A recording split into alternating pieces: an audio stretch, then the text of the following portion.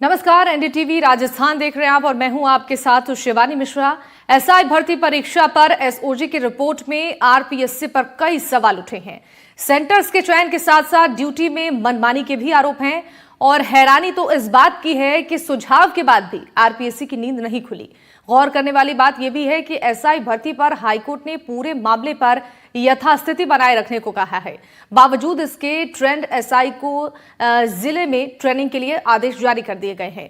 अभ्यर्थी इसे कोर्ट की अवमानना मान रही हैं। सवाल ये है कि जब एसआईटी से लेकर मंत्रिमंडलीय जांच रिपोर्ट में परीक्षा कैंसिल करने की सिफारिश कर दी गई है तो फिर इसमें देरी क्यों हो रही है?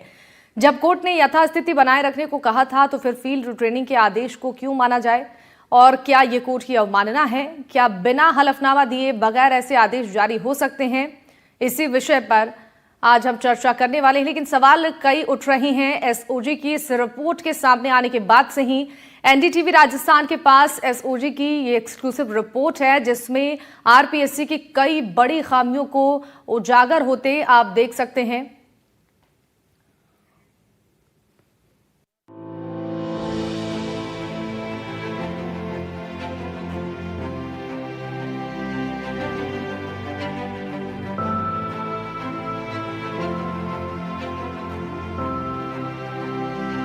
राजस्थान में सब इंस्पेक्टर भर्ती परीक्षा पेपर लीक मामले में आरपीएससी सवालों के घेरे में है। एनडीटीवी के पास वह एक्सक्लूसिव रिपोर्ट है जिसमें एसओजी ने आरपीएससी पर कई तरह के सवाल खड़े किए हैं। भर्ती परीक्षा में किस तरह की अनियमितताएं हुई थी, देखिए हमारी यह एक्सक्लूसिव रिपोर्ट। एसआई भर्ती परीक्षा पेपर लीक मामले पर राजस्थान लोक सेवा आयोग एक बार फिर सवालों के घेरे में है। राजस्थान में एसआई भर्ती परीक्षा में पेपर लीक के मामलों की जांच कर रही एसओजी ने कहा है कि राजस्थान लोक सेवा आयोग का परीक्षा पर कोई नियंत्रण नहीं है।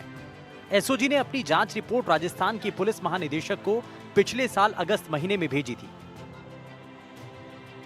एनडीटीवी के पास वो एक्सक्लूसिव रिपोर्ट है जिसमें इन परीक्षाओं में कई तरह की अनियमितताएं होने के आरोप लगाए गए और आरपीएससी की परीक्षा आयोजन कराने के तरीकों पर भी सवाल उठाए गए हैं। एसओजी की रिपोर्ट में बड़ा खुलासा। एसओजी ने अपनी रिपोर्ट में बड़ा खुलासा किया। एसआई भर्ती परीक्षा अपर्याप्त इंतजाम के साथ करवाई गई। परीक्षाओं पर आरपीएससी का कोई नियंत्रण नहीं था। इसी वजह से परीक्षा में अनियमितताएं हुई। तो चलिए आज इसी विषय पर हम चर्चा करेंगे। हमारे साथ कुछ खास मेहमान जुड़ रही हैं, उनके पास चलेंगे। उससे पहले हम आपको दिखाते हैं ग्राफिक्स के जरिए कि अब तक क्या कुछ मामले में सामने आए हैं और एसओजी की रिपोर्ट से जो सवाल खड़े हो रहे हैं। परीक्षाओं पर आखिर कोई नियंत्रण क्यों नहीं था? नियंत्रण नहीं होने से परीक्षा में जो अनियमितताएं हुई हैं उस पर सवाल खड़े हो रहे हैं। एसओजी ने परीक्षा रद्द करने की सिफारिश भी की थी और एसओजी ने अपने रिपोर्ट के जरिए बड़े खुलासे किए हैं। भर्ती परीक्षा अपर्याप्त इंतजाम के साथ क्यों कराई गई? सवाल यह भी है कि परीक्षाओं पर आरपीएससी का कोई नियंत्रण क्यों नहीं था?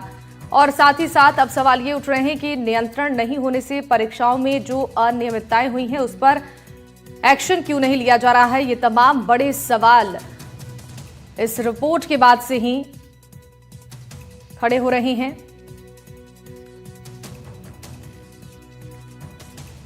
तो ग्राफिक्स के जरिए हम आपको एसओजी की रिपोर्ट सामने आने के बाद क्या कुछ सवाल उठ रहे हैं वो दिखा रहे हैं।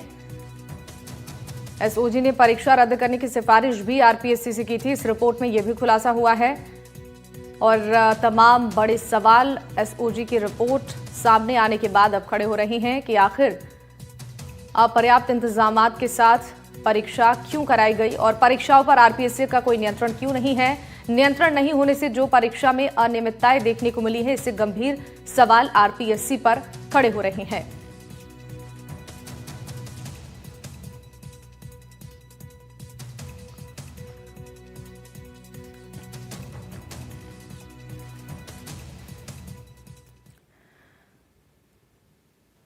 तो चलिए इस पर चर्चा करने के लिए हमारे साथ कुछ खास मेहमान जुड़ रहे हैं। परिचय के साथ चर्चा को हम आगे बढ़ाएंगे। हमारे साथ आदित्य जैन जी हैं, वकील, आपका बहुत स्वागत है। डॉक्टर जवाहर जी हमारे साथ हैं, शिक्षाविद, आपका भी बहुत स्वागत है सर। ठाकुर दास हमारे साथ हैं, रिटायर्ड डिप्टी सेक्रेटरी, आपका भी स्वागत है सर। रवि मीणा हमारे साथ अभ्यर्थी हैं, आपका भी स्वागत है। विकास भदौड़ी छात्र नेता है हमारे साथ, आपका भी बहुत बहुत स्वागत है। शुरुआत हम कर लेते हैं आदित्य जी आपसे और समझने की कोशिश करेंगे जो कोर्ट के आदेशों की अवमानना हुई है, इसको लेकर किस तरीके के एक्शन लेने की जरूरत है। चूंकि अभी जिस तरीके से एसओजी की रिपोर्ट में बड़े खुलासे हुए हैं, आरपीएससी पर तमाम सवाल खड़े हो रहे हैं, लेकिन बावजूद इसके अब अभ्यर्थियों को ट्रेनिंग की इजाजत दे दी गई है।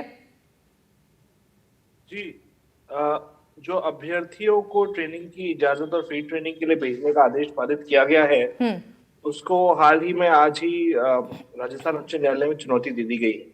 अब सवाल ये होता है कि क्या ये आदेश गैर कानूनी है और हाईकोर्ट के आदेश के विरुद्ध है, पूर्व में जो आदेश पारित हुआ था उसके विरुद्ध है। तो इसका जवाब मैं ये दूंगा कि बिल्कुल विरुद्ध है, बिकॉज जो हाईकोर्ट का आदेश था पूर्व में, उसमें ये बोला था कि स्टेटस को बरकरार किया जाए और पोस्टिंग और परेड पे रोक लगाई जाए।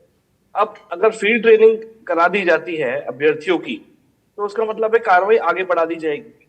उसके बाद का जो प्रोसेस है वो स्टेटस को की अवहेलना है। तो इस वजह से ये जो राज्य सरकार ने हाईकोर्ट के पूर्व के आदेश को नजरअंदाज करके ये फील्ड ट्रेनिंग का आदेश निकाला है, ये सरासर गैर कानूनी है और ये विधि के सिद्धांतों के और हाईकोर्ट के पूर्व के आदेश के विपरीत है। साथ ही साथ अब तो हमारे सामने एसओजी की रिपोर्ट भी आ चुकी है और मंत्रिमंडलीय जो कमेटी बनी गई थी जिसका गठन हुआ गया था, उसकी रिपोर्ट भी आ चुकी है, जिसमें साफ तौर पे जाहिर किया गया है कि जिस तरीके से एसआई भर्ती की परीक्षा कंडक्ट कराई गई उसमें कई कमियां थी। सेंटरों का चयन सही तरीके से नहीं हुआ था। सेंटरों में जो स्टाफ नियुक्त किया गया था, जो इन्विजिलेटर नियुक्त किए गए थे, उनका चयन सही तरीके से नहीं हुआ था। उसके अलावा जो सेंटर थे और जो उस तरीके से अभ्यर्थियों को वहां सेंटरों में भेजा गया, उनकी पूर्णतः ढंग से बैठने की व्यवस्था और ढंग से चेकिंग नहीं की गई।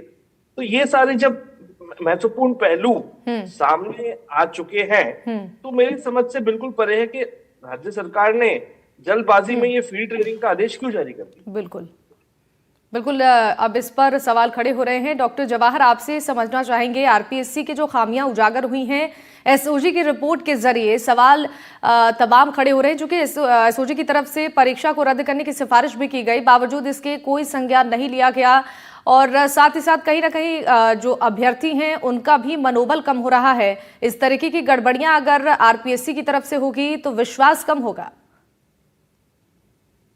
क्योंकि मापदंडों का पालन नहीं हुआ, ये तो सही है। दूसरी बात यह है कि बिल्कुल निकट अभी छत्तीसगढ़ में पीएससी में इसी तरह की गड़बड़ियां उजागर हुई और उसमें कई रिश्तेदारों के, मंत्रियों के वगैरह का नियुक्ति किया गया और उनको नियुक्ति पत्र दिया गया। हाँ, जब बात खुली फिर से तब भी ये चीज निरस्त नहीं, और अभी की बात है ये, और ये दूसरी बार हो रहा है कि यही चीज दोहराया जा रहा है। इसमें दो तीन चीजें जरूरी हैं कि हम एक तो अपनी गलतियों से सीख नहीं रहे हैं, और आरपीएससी जैसे उच्च कोटि की संस्था जो है उसमें अगर इस तरह की चीजें होने लगे तो पूरा विश्वास उठ जाएगा। दूसरी चीज इसमें जो वकील साहब ने कहा, उसमें एक चीज और जोड़ना चाह रहा हूँ। जो उस रिपोर्ट में लिखा गया है कि 12, 13, 14 का जो 13, 14, 15 का जो परीक्षा हुआ, उसमें तीनों दिन अलग अलग नॉर्मलाइजेशन के अंक जुड़े हैं। हाँ, तो क्यों ऐसा हुआ कि 13 तारीख को अंक ही नहीं जुड़े, माइनस मार्किंग हुई, 14 तारीख को अंक कुछ जुड़े और 15 तारीख को 10-15 अंक जुड़े, जिसमें सब रिश्तेदार बैठे थे। तो चयन ज्यादा 15 तारीख के लोगों का हुआ। तो कई ऐसी चीजें हैं जो इसमें गड़बड़ हैं और इसको निरस्त करने के अलावा और कोई चारा नहीं रह जाएगा। आप थोड़े दिन रोक सकते हैं, बस, इससे ज्यादा और कुछ नहीं हो सकता। बिल्कुल सही कहा आपने सर। ठाकुर साहब, आपसे जानना चाहेंगे, बच्चे बड़ी ही मेहनत के साथ तैयारी करते हैं परीक्षाओं की और बड़ी उम्मीदों के साथ परीक्षा देते हैं, लेकिन इस तरीके की गड़बड़ियां सामने आती है, इसको मुद्दा बनाया जाता है पॉलिटिकल पार्टियों की तरफ से, लेकिन जब बात आती है मामले पर संज्ञान लेने की, न्याय करने की छात्रों के साथ, तो कोई यहाँ पर जमीनी स्तर पर काम नजर नहीं आ रहा है। देखिए, आप कितने लोग इसमें अरेस्ट हुए हैं? करीब 200 अरेस्ट हुए हैं और करीब 3000 से ऊपर परिवाद प्राप्त हुए हैं, दर्ज हुए हैं, 54 एफआईआर दर्ज हुई हैं, कितने लोग मतलब किस तरह से गिरफ्तार किए गए हैं, और किस मेंबर ने, आरपीएससी के मेंबर ने अपने बच्चों के पेपर लीक आउट करवाया। और फिर ये तो आगर घी का रिश्ता है। जिस तरह से पेपर एक के पास गया तो नेचुरली फटाफट फटाफट फैलता है वो।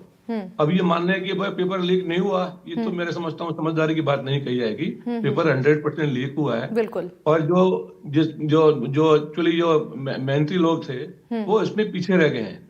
जिनको ये पेपर मिला वो, उनको नंबर अच्छे मिल गए, वो आगे बढ़ गए, और जो मेहनती ईमानदार बच्चे थे वो रह गए पीछे। तो इस तरह से तो उनके साथ जाती हुई है। पर उन्होंने जब आंदोलन किया, टंकी पर चढ़े, तो डॉक्टर करोड़ीलाल मीणा उनको गए, आश्वस्त किया उनको कि भाई पेपर लीक जो हुआ है हम इसको कैंसिल करवाएंगे। तो उस आधार पर उन्होंने अपना आंदोलन भी खत्म किया। अब उनके साथ में धोखा हो रहा है।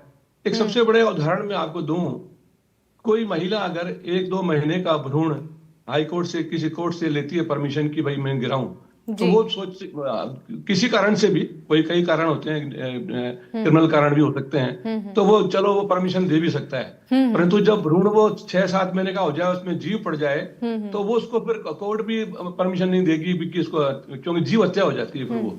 इसी प्रकार की जो ट्रेनिंग है, ट्रेनिंग इन्होंने जहां आरपी में तो कर ली है, अब जिलों में इनको भेज दिया इनको।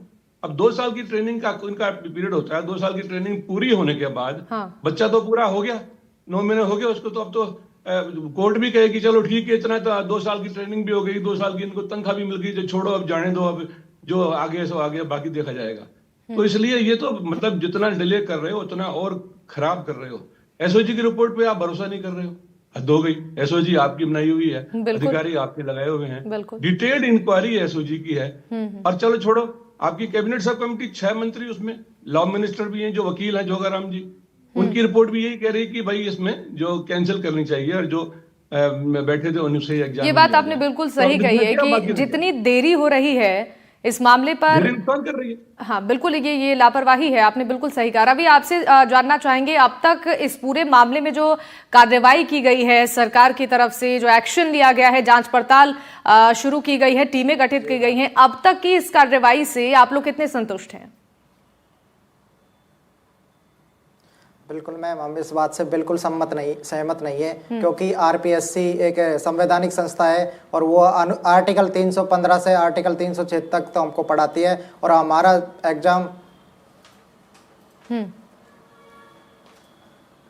एग्जाम 4 सितंबर 2021 को होना था, तो इन्होंने हमारा एग्जाम 13, 14, 15 तारीख को करवाया था।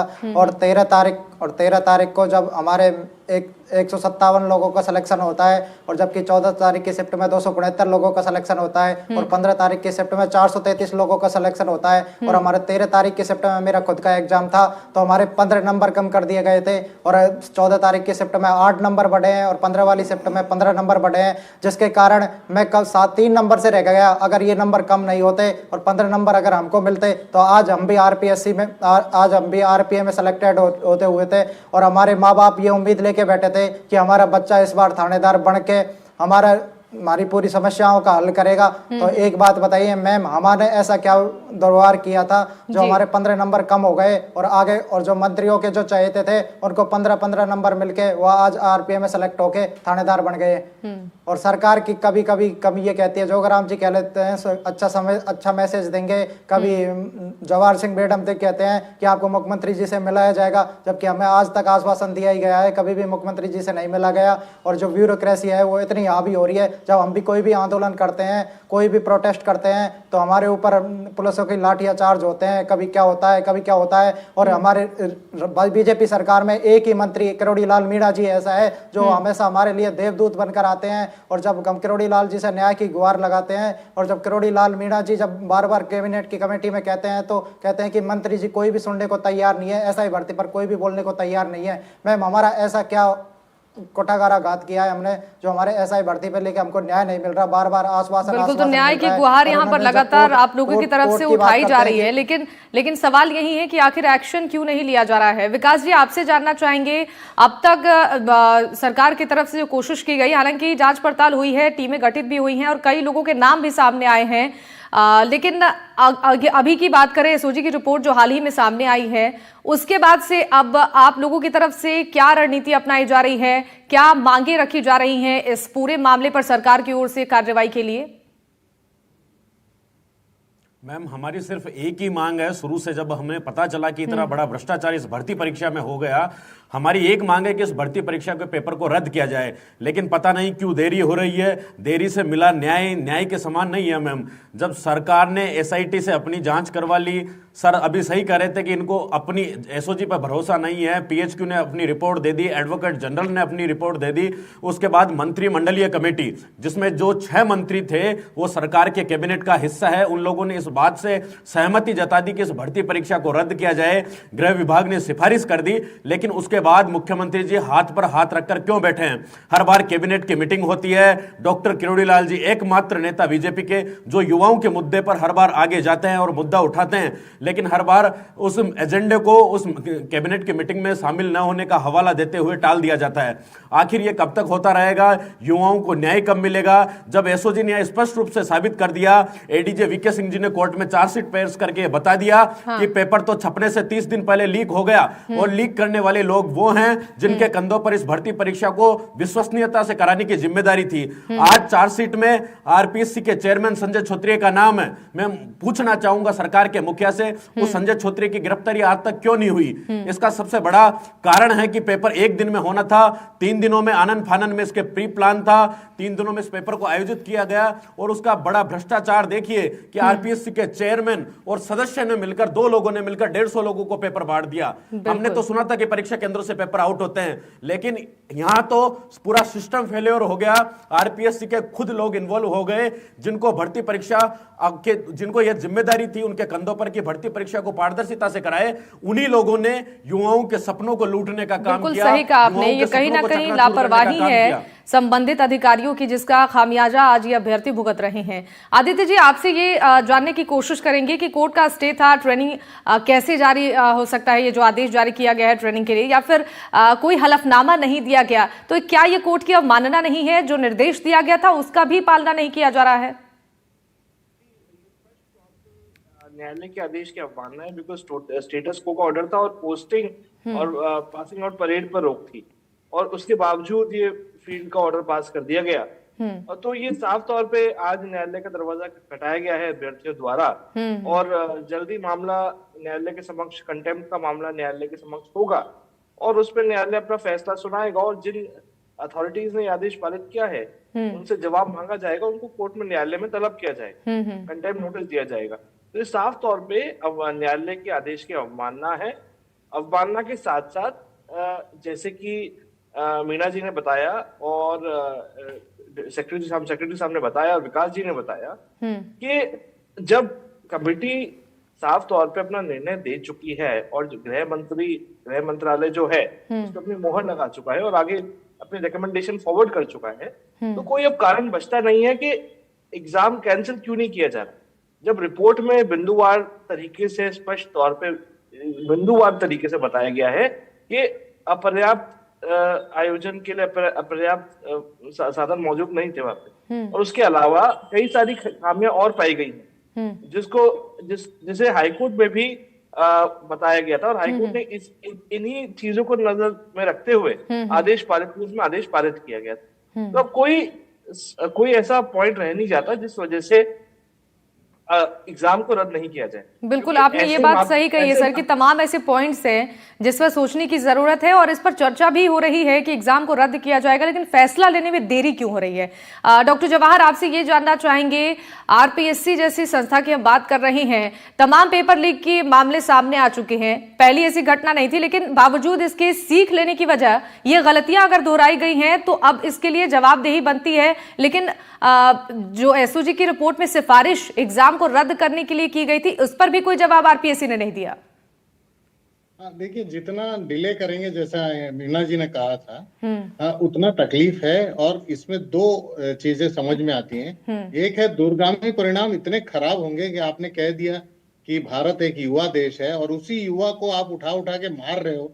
हाँ कि सिस्टम इतना करप्ट कर दिया हमने कि मेरे पहचान के लोगों का ही हो सकता है और जो मेरिट होल्डर है उसका नहीं हो सकता। तो इतना डिमोटिवेट मत करिए उस युवा को। दूसरा ये कि अगर दूरगामी परिणाम आपको देखने हैं तो सिर्फ इस परीक्षा को नहीं, आगे इस तरह की चीजें ना हो, ये किस तरह से हो पाएगा, क्योंकि इसमें वीडियोग्राफी नहीं मिल रहा है। इससे बड़ी गलती क्या हो सकती है? जो परीक्षा जिन लोगों ने ली है, जैमर नहीं था इसलिए ब्लूटूथ से उन्होंने चीटिंग की है। बहुत सारी चीजें इसमें हैं जो कि दिख रही हैं कि ये क्रिमिनल हैं, चोर हैं, और उनको लटकाने के बदले बच्चों को लटका रहे हैं आप। ये गलत बात है। बिल्कुल सही कहा आपने ठाकुर जी। देखिए, जो अब तक की रिपोर्ट में खुलासे हुए हैं, तमाम ऐसे मानक जिनका पालन नहीं किया गया है और इन्हीं गड़बड़ियों की वजह से कई नाम ऐसे सामने आए हैं जिसको लेकर अब सरकार पर भी सवाल खड़े हो रहे हैं कि कोई एक्शन क्यों नहीं लिया जा रहा, डिले क्यों किया जा रहा है। और इस पर जो फैसला होना था, कैबिनेट की मीटिंग में भी इस पर चर्चा होनी थी, कोई अब तक रिएक्शन नहीं सामने आया है कि क्या फैसला लिया जाएगा। एक तरफ अभ्यर्थी अभी भी इंतजार में है कि उनको फैसला मिलेगा, एग्जाम रद्द किया जाएगा, जिससे हो सकता है कि जो गड़बड़ियां हुई हैं उसको लेकर कोई न्याय इन छात्रों को मिल पाए। आखिर इन अभ्यर्थियों की गलती क्या थी? आपके समाचार टेलीविजन पे आए थे कि राजेंद्र राठौड़ ने कहा है कि भाई सीरियसली एक्शन लिया जा रहा है। सीरियसली भाई कौन सा सीरियसली एक्शन लिया जा रहा है? मुझे तो ये लगता है कि डॉक्टर किरोड़ीलाल मीणा ने जो इनका समर्थन किया है इन बच्चों का, उस वजह से कोई प्रेस्टीज पॉइंट बन गई है मिनिस्ट्री में मुझे लगता है कि प्रेस्टीज पॉइंट बन गया है। तो मेहरबानी करके मैं ये कहूंगा, सरकार से निवेदन करूंगा कि बच्चों के साथ खिलवाड़ नहीं करें, अपने प्रेस्टीज को इतना नहीं करें कि जिससे बच्चों की सत्यानाश हो जाए, बच्चों का करियर खराब हो जाए और एक मैसेज गलत जावे। तो डॉक्टर किरोड़ीलाल जी कर रहे हैं तो ठीक, अच्छी बात है। इसमें क्या उनमें कौन सा नाम हो जाएगा या किसी सीएम साहब का नाम कम हो जाएगा? ऐसा कुछ नहीं होगा। मैं दिल बड़ा रख के सारा एक्शन लेना चाहिए, तुरंत एक्शन लेना चाहिए। कार्रवाई कर रहे हैं।